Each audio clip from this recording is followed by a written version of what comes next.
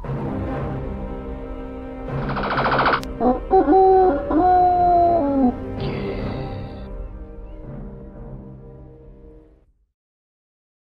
everyone, a very warm welcome to you. My name is Nick and we haven't been on the Commodore 64 for a little while, so I thought I'll drop in this game into the schedule. It's Tetris, published by Mirrorsoft in 1988. Now I'm sure you know how Tetris works.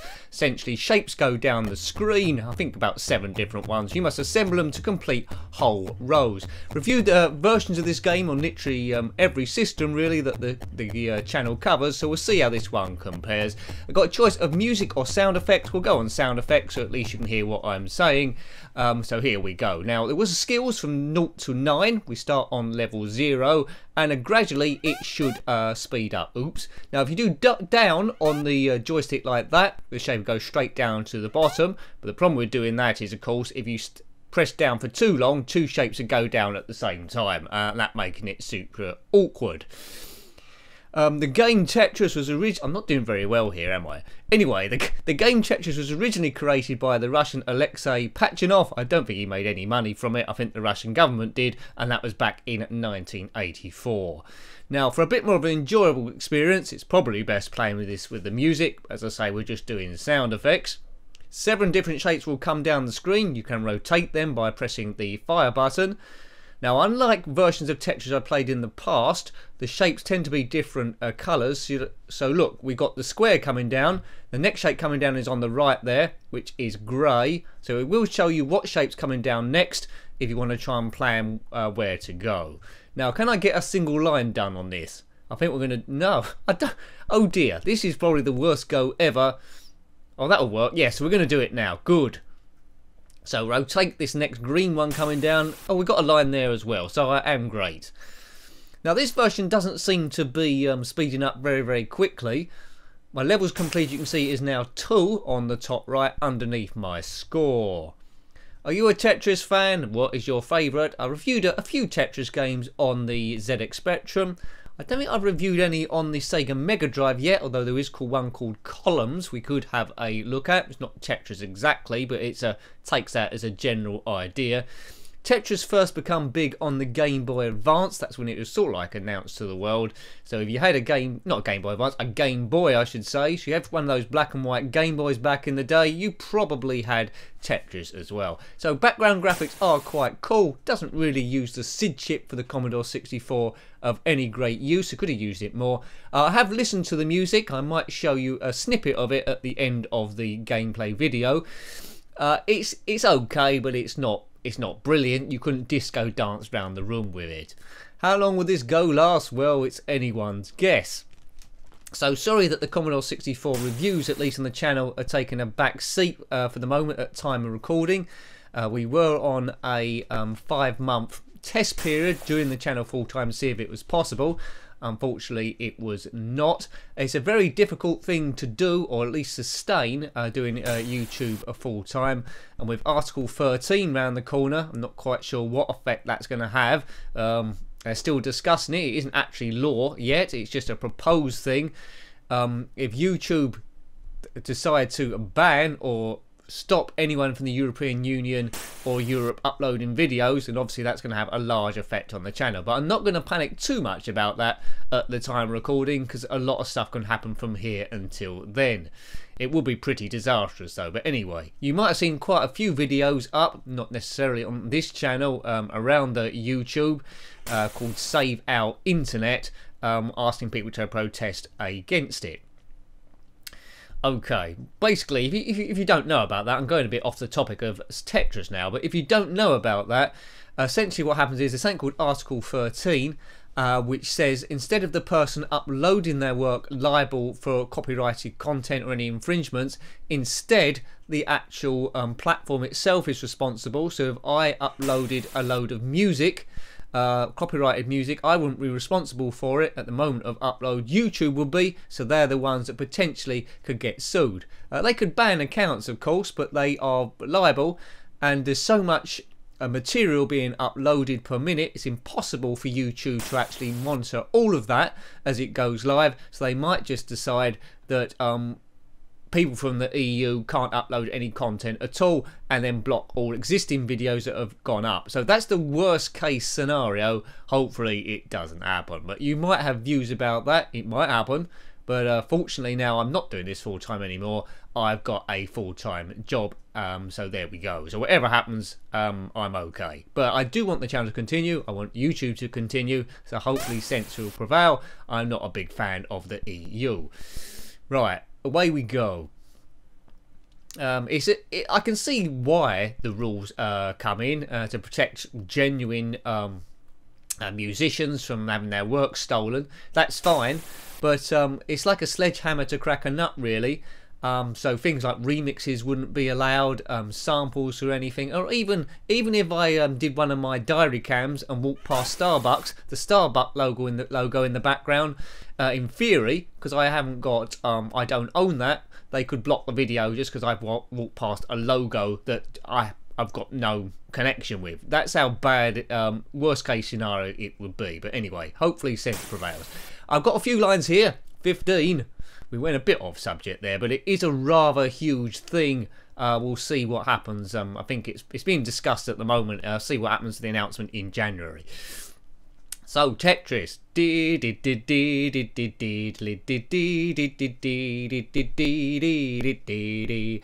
Tetris music, which I just did a bad rendition of on the Game Boy, was released as an actual remix song and was in the charts. I can't remember if it made it to #1 or not, but it was absolutely huge.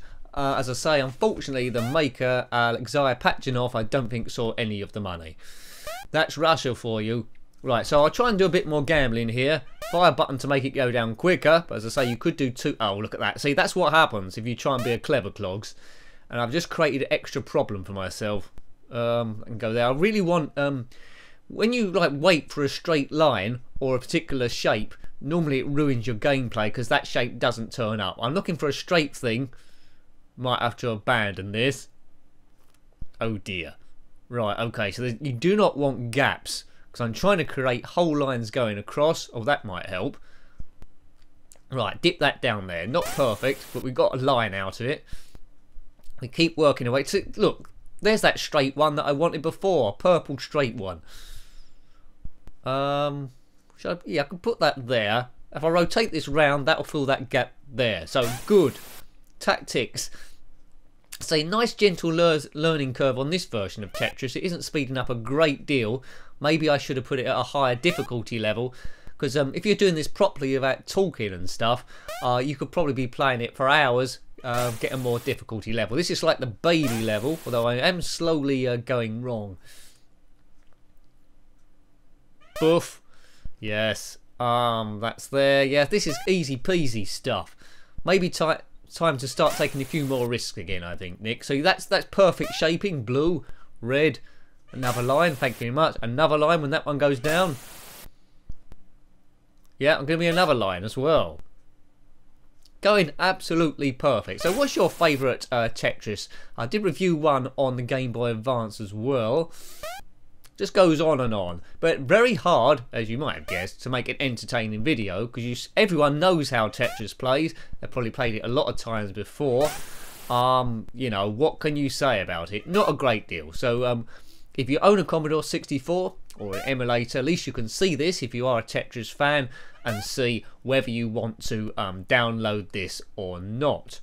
I would say it is worth a download. It's a bit of a time waster. It's not anything super technical. But as far as Tetris goes, it recreates it quite well, and I'd have to say I'm a fan of the game, although it won't make my all-time top 10 Commodore 64 games. I'm not as knowledgeable on Commodore 64 games, oh dear, as I am on ZX Spectrum, so there we go. Commodore 64, of course, was around at the same time as the ZX Spectrum. As a kid, if you own one, more often than not, you didn't own the other one as well, unless you were rich or you had rich parents. So I sort of like only come into the Commodore 64 a bit late down the line. Every time we review 50 games, I'll do a reviewed game so far summary. If you want to check that playlist there, you will see the first 50 Commodore 64 games done.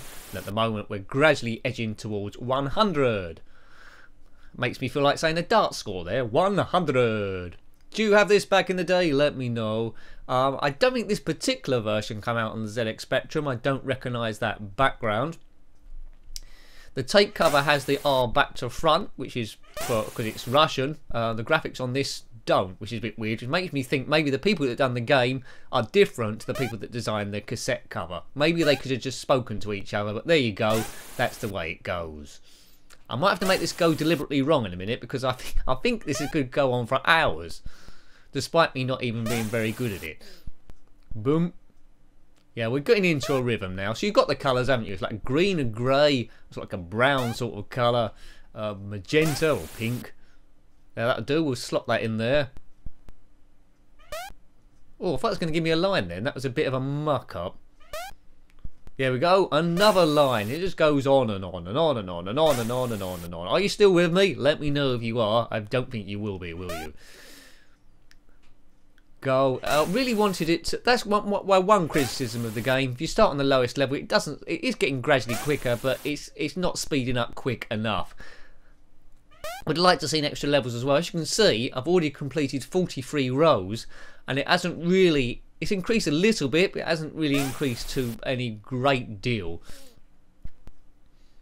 Right, let's see if we can get up to 50 lines. Let's see if we can do that, and then we might just say goodbye, because we've pretty much seen all that this game has to offer. What is the most lines you've ever done? Not all the versions count that up. Super Twintris was another version of Tetris I reviewed on the Commodore Amiga, so check that one out if, as I say, you are a die-hard Tetris fan. But they all play pretty similar. All the same shapes. I have looked at Columns, that one I mentioned on the Mega Drive. Well, it was on the PlayStation 3 really. It's on the Mega Drive Hits collection. Be interesting to see if the real version plays similar to that one. Boom. Yes.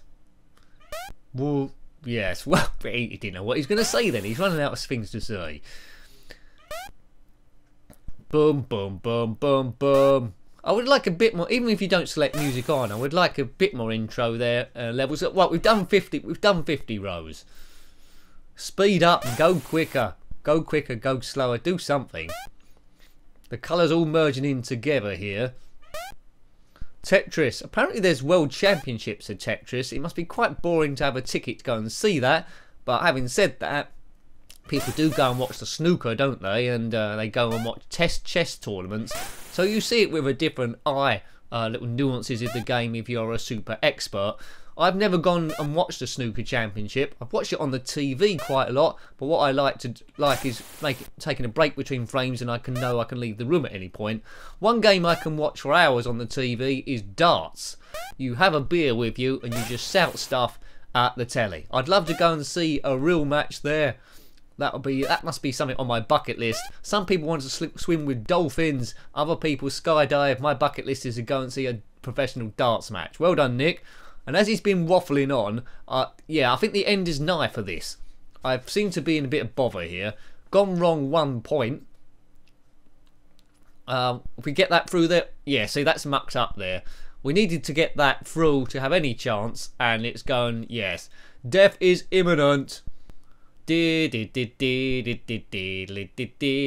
God this game is over. Not a bad game, but once you've seen it for a few minutes, you know how the whole thing plays. I'll put my initials in here. So I hope you liked having a look at that one, seeing how the Commodore 64 tackled Tetris. I think it done fairly well on what was there. You got a choice in music or sound effects, which is a good thing. So that was Tetris on the Commodore 64, published by Mirrorsoft in 1988. Got any comments about this game, similar games, or anything retro, then please put them below. You're always more than welcome. A huge thank you to everyone that subscribes to the channel so far, helping it grow. In particular, those people that share the videos on social media. That is a massive help, so thank you very much. Creating a bit of awareness there. Until next time, take great care of yourself and a very fond goodbye. Goodbye.